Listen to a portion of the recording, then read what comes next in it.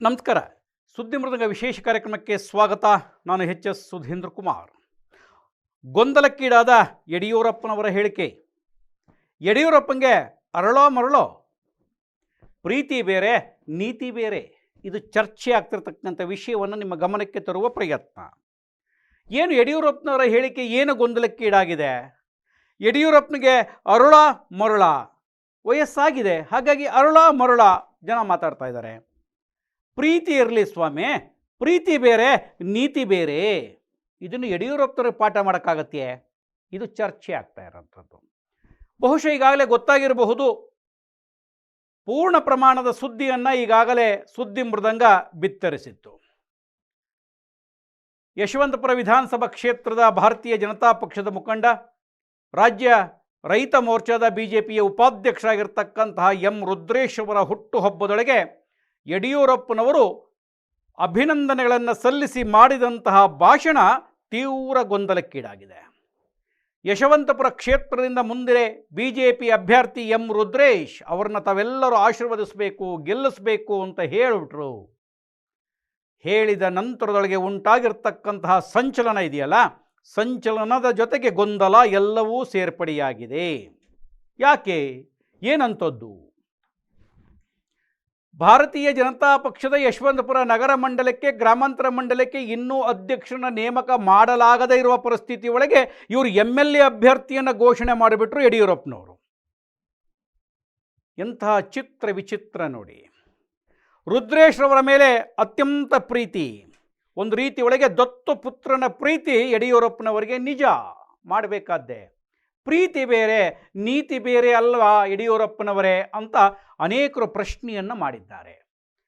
ನಮ್ಮ ಸುದ್ದಿ ಬಿತ್ತರವಾದ ಮೇಲಂತೂ ಅದಕ್ಕೆ ಬಂದಿರತಕ್ಕಂತಹ ಕಾಮೆಂಟ್ಗಳನ್ನು ಓದ್ತಾ ಓದ್ತಾ ಓದ್ತಾ ಓದ್ತಾ ಹೋದರೆ ಒಂದು ಕಡೆಗೆ ಬೇಸರ, ಒಂದು ಕಡೆಗೆ ಏನಪ್ಪ ಇದು ಅನ್ನುವಷ್ಟರ ಮಟ್ಟಿಗೆ ಅವರವರ ಭಾವಕ್ಕೆ ತಕ್ಕಂತೆ ಚಿತ್ರ ವಿಚಿತ್ರವಾಗಿರ್ತಕ್ಕಂತಹ ಕಾಮೆಂಟ್ಗಳನ್ನು ಮಾಡಿದ್ದಾರೆ. ಯಡಿಯೂರಪ್ಪನವರು ಅಗ್ರಗಣ್ಯ ನಾಯಕ, ಇವರಿಗೆ ಕಾನೂನುಗಳು ಗೊತ್ತಿಲ್ವಾ? ಯಶವಂತಪುರ ಕ್ಷೇತ್ರದಲ್ಲಿ ಏಕಾಏಕಿಯಾಗಿ ಅಭ್ಯರ್ಥಿಯನ್ನು ಘೋಷಣೆ ಮಾಡುವ ಅಧಿಕಾರವನ್ನು ಯಡಿಯೂರಪ್ಪನವರಿಗೆ ಕೊಟ್ಟವರು ಯಾರು?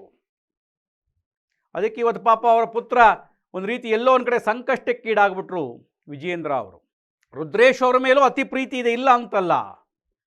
ಮಾಧ್ಯಮದವರು ಪ್ರಶ್ನೆಯನ್ನು ಕೇಳಿದಾಗ, ಇಲ್ಲ ನಮ್ಮ ತಂದೆಯವರ ಪ್ರೀತಿಯಿಂದ ಹೇಳಿರ್ಬೋದು, ಇನ್ನೂ 3 ವರ್ಷ ಇದೆ, ಅಭ್ಯರ್ಥಿಗಳನ್ನು ಘೋಷಣೆ ಮಾಡುವಾಗ ಅದಕ್ಕೆ ಚುನಾವಣೆ ಸಮಿತಿ ಇರುತ್ತೆ, ಅವರೇ ಅದು ಹೈಕಮಾಂಡ್ ಘೋಷಣೆ ಮಾಡುತ್ತೆ, ನಾವಲ್ಲ ಅನ್ನುವಂಥದ್ದನ್ನು ಹೇಳಿ ಇದನ್ನು ಅತಿ ಹೆಚ್ಚು ಎಳೆಯಬೇಡಿ ಅಂತ ಹೇಳಿ ಎಳೆಯದೇ ಇರುವ ರೀತಿಯೊಳಗೆ ನೋಡಿಕೊಂಡು ಅಪ್ಪನ ಮಾನ ಉಳಿಸುವ ಪ್ರಯತ್ನವನ್ನು ವಿಜಯೇಂದ್ರ ಮಾಡಿದ್ರು. ಅದಿರಲಿರು.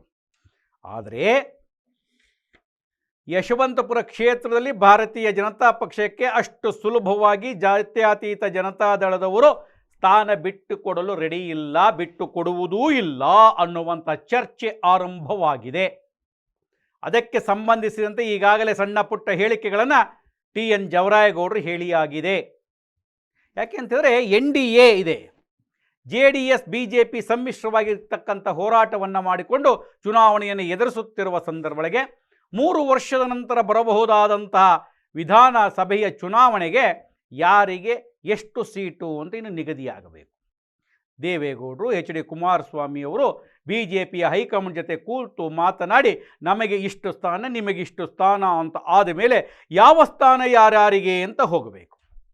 4 ಬಾರಿ ಕೋಟ್ಯಾಂತರ ರೂಗಳನ್ನು ಖರ್ಚು ಮಾಡಿಕೊಂಡು ಸೋತು ಸುಣ್ಣಾದಂತಹ TN ಜವರಾಯಗೌಡರು 4 ಬಾರಿಯ ಚುನಾವಣೆಯಲ್ಲಿಯೂ ಪ್ರತಿ ಬಾರಿಗಿಂತ ಅತಿ ಹೆಚ್ಚು ಮತಗಳನ್ನು ಪಡಿತಾ ಹೋಗಿದ್ದನ್ನು ಗಮನಿಸಿದಾಗ ಇದು JDSನ ಒಂದು ರೀತಿಯ ಭದ್ರಕೋಟೆಯಾಗಿ ಪರಿಣಮಿಸಿದೆಯೇನೋ ಅನ್ನುವ ಸಂದರ್ಭದೊಳಗೆ TN ಜವರಾಯಗೌಡರಾಗಲಿ, HD ಕುಮಾರಸ್ವಾಮಿ ಆಗಲಿ, ದೇವೇಗೌಡರಾಗಲಿ ಯಶವಂತಪುರ ಕ್ಷೇತ್ರವನ್ನು BJPಗೆ ತಾಂಬೂಲವನ್ನು ಕೊಟ್ಟು ಬಿಡ್ತಾರಾ, ತಟ್ಟೆಯಲ್ಲಿಟ್ಬಿಟ್ಟು ಬನ್ನಿ ಸ್ವಾಮಿ ನಿಮಗೆ ಟಿಕೆಟ್ ಕೊಡ್ತೀವಿ ಅನ್ನೋದಕ್ಕೆ.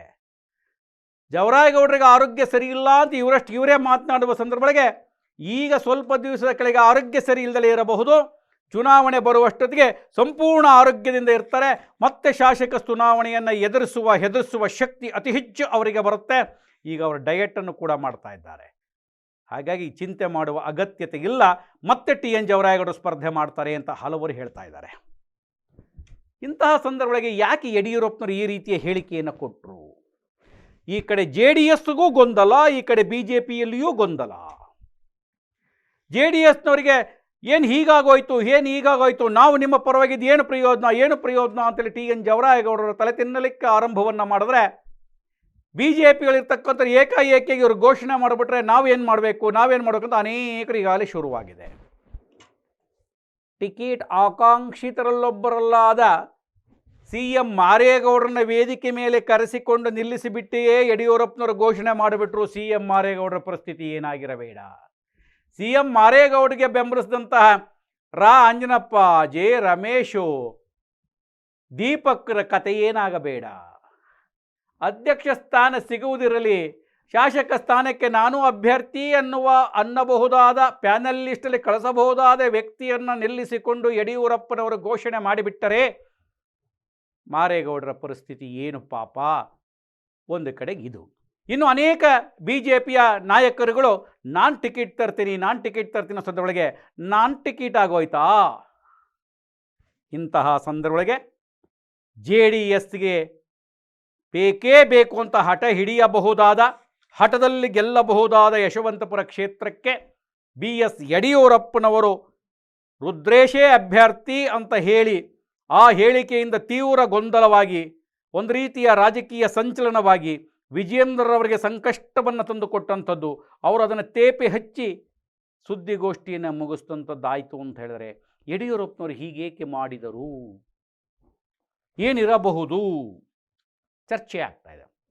ಒಂದು ಕಡೆಗೆ ರುದ್ರೇಶ್ರವರ ಮೇಲಿನ ಪ್ರೀತಿ ನಿಜವಾದರೂ ಕೂಡ ಅವರಿಗೆ ಚುನಾವಣೆಯ ಸಮಿತಿ ಇರುತ್ತೆ, ಚುನಾವಣೆಯ ಸಮಿತಿಯ ಮೂಲಕವಾಗಿಯೇ ಟಿಕೆಟ್ ಹಂಚಿಕೆ ಆಗಬೇಕು ಎನ್ನುವ ನೀತಿ ಗೊತ್ತಿಲ್ಲದೆ ಪ್ರೀತಿಯಿಂದ ಹೀಗೆ ಹೇಳಿ ಬೇರೆಯವರಲ್ಲಿ ಭೀತಿ ಹುಟ್ಟಿಸಿಬಿಟ್ಟರಾ ಅನ್ನುವ ಚರ್ಚೆಗಳು ಆಗ್ತಾ ಇದೆ.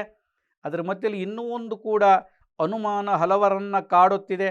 ತಮ್ಮನ್ನು ಮುಖ್ಯಮಂತ್ರಿಯನ್ನಾಗಿಸಿದಂತಹ ST ಸೋಮಶೇಖರ್ ಅವರಿಗೆ ಅನುಕೂಲ ಮಾಡಿಕೊಡಬಹುದಾದಂತಹ ದೃಷ್ಟಿಕೋನದಿಂದ ಹೀಗೆ ಹೇಳಿರಬಹುದೇ ಎನ್ನುವ ವ್ಯಾಖ್ಯಾನವೂ ಕೂಡ ನಡೀತಿದೆ. ಏನದು ವ್ಯಾಖ್ಯಾನ? ಸೋಮಶೇಖರ್ಗೆ ಹೇಗೆ ಅನುಕೂಲವಾದೀತು, ಯಾಕೆ ಅನುಕೂಲವಾಗುತ್ತೆ, ಅಥವಾ ಸೋಮಶೇಖರ್ ಬದಲಾಗ್ತಾರಾ? ಈ ಕುರಿತಂತೆ ಮತ್ತೆ ಇನ್ನೊಂದು ವಿಶೇಷ ಸಂಚಿಕೆಯಲ್ಲಿ ಹೇಳ್ತಾನೆ. ಸದ್ಯಕ್ಕೆ ಗೊಂದಲಕ್ಕೀಡಾದ ಯಡಿಯೂರಪ್ಪನವರ ಹೇಳಿಕೆ ಸತ್ಯವಾಗಿರ್ತಕ್ಕಂಥದ್ದು. ಯಡಿಯೂರಪ್ಪನವರಿಗೆ ಅರಳೋ ಮರಳೋ ಗೊತ್ತಿಲ್ಲ, ಪ್ರೀತಿ ಬೇರೆ ನೀತಿ ಬೇರೆ ಅರ್ಥವಾಗೋದಿಲ್ವೇ ಅನ್ನುವಂಥ ವಿಶೇಷ ಸುದ್ದಿಯನ್ನು ನಿಮ್ಮ ಗಮನಕ್ಕೆ ತರ್ತಾ ಮತ್ತೆ ವಿಶೇಷ ಸುದ್ದಿ ವಿಶೇಷ ಮಾಹಿತಿಯನ್ನು ಹೊತ್ತು ಬರ್ತಾನೆ. ನಮಸ್ಕಾರ.